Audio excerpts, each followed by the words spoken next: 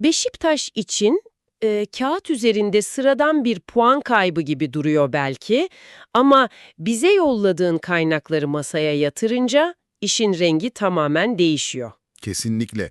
Durum bir maç sonucundan çok daha fazlası. Çok daha fazlası. Yani karşımızda ne var?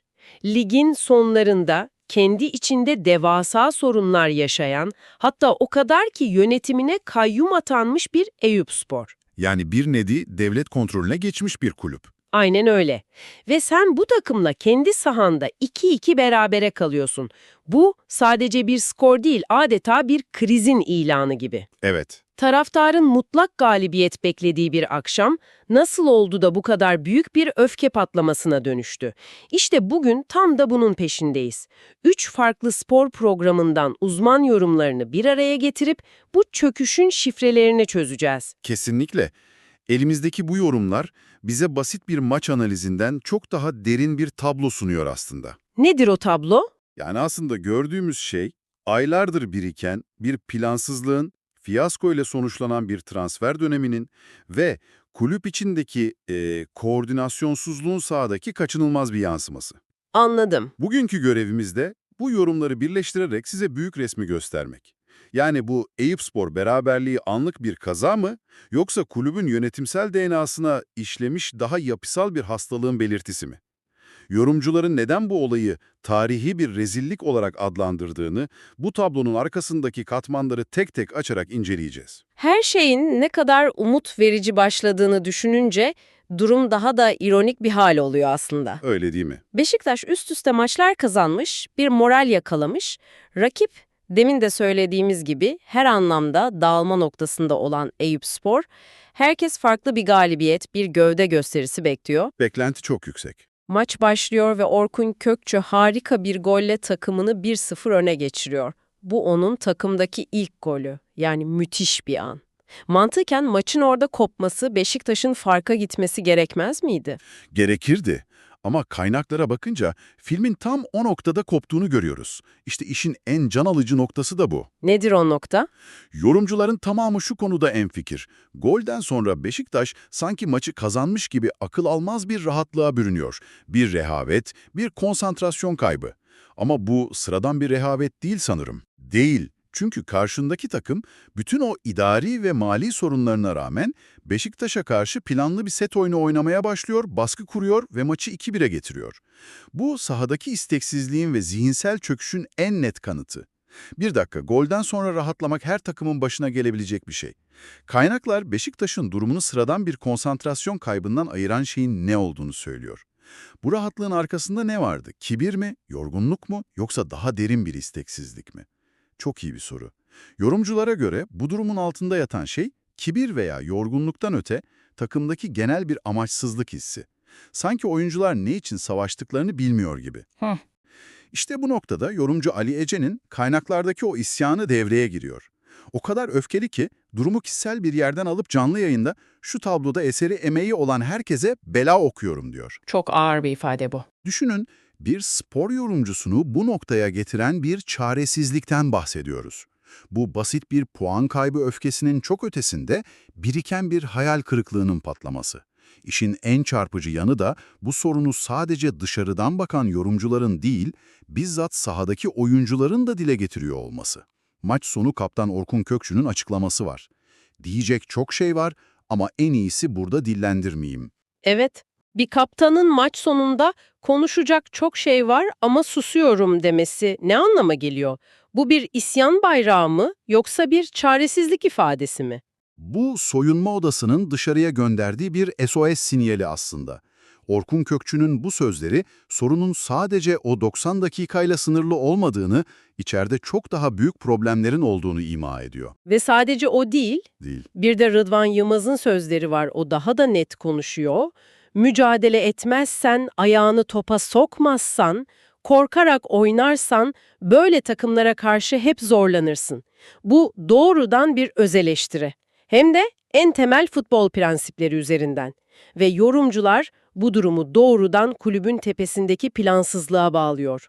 Hatta bir yorumcunun kullandığı şu ifade durumu özetliyor. Kayyum atanan Eyüpspor'un futbol planlaması bile Beşiktaş'tan 2 gömlek daha iyi. İnanılmaz. Yani sahada gördüğümüz o ruhsuzluk ve dağınıklık aslında yönetim katında yaşananların bir aynası. Peki bu sorun sadece soyunma odasıyla mı sınırlı? Kaynaklarınıza baktığımızda oyuncuların bu hayal kırıklığının köklerinin çok daha derinde olduğunu ima ettiğini görüyoruz. Aynen öyle. Bu da bizi doğrudan krizin kalbine, yani transfer politikasına götürüyor sanırım. Aynen öyle. Sahadaki çöküş bir semptomsa, hastalığın kendisi transfer döneminde yaşananlar. Bütün kaynakların birleştiği nokta bu. Rakamlar da bunu doğruluyor galiba. Rakamlar çok net. Beşiktaş devre arasında 8 oyuncuyla yollarına ayrılıyor. Gidenlerin yerine ise tek bir oyuncu bile almadan bu maça çıkıyor. 0. 0. Kaynaklardan birindeki yorumcunun ifadesiyle dünyanın her yerinde takımlar devre arasında eksiklerini giderip güçlenir, Beşiktaş ise bir ay öncesine göre daha güçsüz, daha dar bir kadroyla sahaya çıktı. Bundan daha net bir özet olamazdı herhalde. Yedek kulübesi bomboş derken ne kastediliyor tam olarak? Yani maçın gidişatını değiştirecek kimse mi yoktu kenarda? Şu anlama geliyor. Maç 2-1 geriye düştüğünde teknik direktör Sergen Yalçın kenara bakıyor ve oyuna alıp skoru değiştirebilecek, taze kan olabilecek ofansif bir alternatifi yok. Hiç mi yok? Kaynaklarda bir yorumcu tam olarak buna dikkat çekiyor. Beşiktaş'ın oyunu değiştirecek tek bir hamlesi yoktu. Bu teknik direktörün elini kolunu bağlayan bir durum. Sadece bu da değil, aylardır süren bir kaleci arayışı var, sonuçsuz kalmış, yabancı kontenjanının neredeyse yarısı boş. Yani takımın omurgası resmen zayıflatılmış. Kesinlikle. Giden 8 oyuncunun kalitesi, katkısı tartışılabilir. Belki de gitmeleri doğruydu. Ama yerleri dolmadığında takımın seviyesi ve rekabet gücü kaçınılmaz olarak düşüyor. Tüm bunlar olurken yönetimin açıklamaları da durumu pek iyiye götürmüyor anladığım kadarıyla. Hatta tam tersi yangına körükle gidiyor. Başkanın o meşhur panik transferi yapmayacağız, ayın 5'ine kadar vaktimiz var mesajı var kaynaklarda. Bu inanılmaz bir şey. İhtiyaçlar aylardır belliyken başkan çıkıp panik yapmayacağız diyor. Yorumcuların buna tepkisi nasıl oldu? Çok sert. Ne paniği diyorlar. Panik olunması gereken zaman çoktan geçti, şimdi icraat zamanı.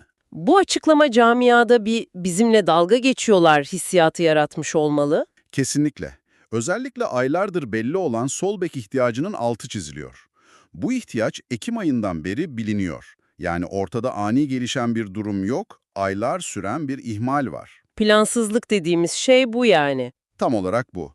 Kaynaklara göre kulüp neredeyse 40 gündür Wolverhampton'dan 17-20 milyon euroluk stoper gibi mevcut ekonomik şartlarda son derece gerçekçi olmayan hedeflerin peşinde koşarak değerli zamanını kaybetmiş. Yönetmeye çalışmak. Ama her iki durumda da sonuç bir fiyasko. Öyle mi? Aynen öyle. Bir kaynağın belirttiği gibi senin A planın 17 milyon euro, B planın 20 milyon euro olamaz. Bu planlama değildir, bu bir hayaldir. Anladım. Bu durum taraftarda ve medyada yönetimin verdiği sözlerin tutulmadığı, gerçeklerden kopuk olduğu algısını güçlendiriyor. Önce çok büyük hedeflerle beklentiyi arşa çıkarıyorsunuz, sonra o hedeflere ulaşamayınca da panik yapmayalım diyerek durumu geçiştirmeye çalışıyorsunuz. Bu da doğal olarak öfkeyi ve güvensizliği arttırıyor. Anladım. Yani bu anlık bir transfer başarısızlığı değil, kaynakların tabiriyle bir plansızlık kültürü. Bu da bizi üçüncü ve belki de en derin soruna getiriyor. Yönetim zafiyeti ve kulübe hakim olan bu kültür. Evet, bu kültürün en somut göstergesi de kulüpteki yapısal kaos. Düşünün, kulüpte 2 tane yeni sportif direktör göreve başlıyor. Graffa ve Reçber. Evet, Ama bu iki profesyonelin yönetiminde tüm transfer dönemi boyunca takıma tek bir yeni oyuncu katılamıyor. Yorumcular bu durumu anlaşılmaz ve izahı yok olarak nitelendiriyor. kaynaklarda taraftarların Graf mı daha iyi, Reçber mi gibi bir tartışmanın içine çekildiği belirtiliyor. Bu isimleri bilmeyen dinleyicilerimiz için biraz açabilir misin? Yani ortada tek bir transfer yokken insanlar kimin patron olduğunu mu tartışıyor? Tam olarak bu. Graf ve Reçber, kulübün futbol aklını oluşturması için getirilen iki yönetici. Ama kaynaklardaki yorumlara göre bu ikili arasında bir yetki karmaşası ve eşgüdümsüzlük var. Yani bir kafa karışıklığı var. Kesinlikle. Taraftarlar da bu yüzden Asıl sorumlu kim diye kendi aralarında bir güç savaşına tanıklık ediyor. Bu, kulüp içinde tek bir sistemin, tek bir sesin ve net bir hiyerarşinin olmadığını gösteriyor. Her kafadan farklı bir ses çıkıyor. Nasıl mesela? Teknik direktör Sergen Yalçın bir açıklamasında transferler haftaya gelecek diyor, yönetim ise ayın 5'ini bekleyin diyor. Bir başka yönetici takım kampa gitmeden transfer yapılacağı sözünü veriyor ama bu söz de yerine getirilmiyor. Bu iletişim kaosu sanırım sadece bir koordinasyon eksikliği değil, aynı zamanda camiadaki güveni de temelden sarsan bir şey. Kesinlikle. Sürekli beklenti yaratılıp sonra hayal kırıklığına uğratılıyorsunuz. Peki kaynaklarda bu sorunun yeni olup olmadığına dair bir yorum var mı? Yani bu sadece mevcut yönetime özgü bir durum mu? Hayır ve işin en endişe verici kısmı da bu. Yorumcular bunun son birkaç yönetimin de benzer şekilde yaşadığı bir futbol aklı sorunu olduğunun altını çiziyor. Yani bu tekrar eden bir döngü. Aynen. Beşiktaş'ta tekrar eden bir döngüye dönüşmüş durumda. Hatta bir yorumcu durumu o kadar ileri götürüyor ki yaşananları futbol cehaletinin işgali olarak tanımlıyor. Bu çok ağır bir itham ama kulüpteki profesyonel yapının nasıl alarm verdiğini gösteriyor. Bir de işin ekonomik boyutu var. Tabii ki. Teknik direktörün maç sonunda işin ekonomik tarafına da bakmak lazım demesi, kulübün dışarıya yansıtmaya çalıştığı mali olarak güçlüyüz imajıyla çelişmiyor mu? Hem de nasıl çelişiyor? Bu ifade iki anlama gelebilir. Ya en başta hedeflenen o 17-20 milyon euroluk oyuncuların maliyetleri tamamen yanlış hesaplandı ve gerçeklerle yüzleşince geri adım atıldı veya ya da kulübün finansal durumu aslında söylendiği kadar rahat değil. Her iki senaryoda da sonuç değişmiyor. Ortada ciddi bir vizyon ve planlama eksikliği, yani bariz bir yönetim zafiyeti var. Ve bu zafiyet dönüp dolaşıp Eyüpspor maçında olduğu gibi sahada patlıyor. Sonuç olarak elinizdeki tüm bu kaynakları birleştirdiğimizde Eyüpspor beraberliğinin sadece kaybedilen 2 puan olmadığını anlıyoruz.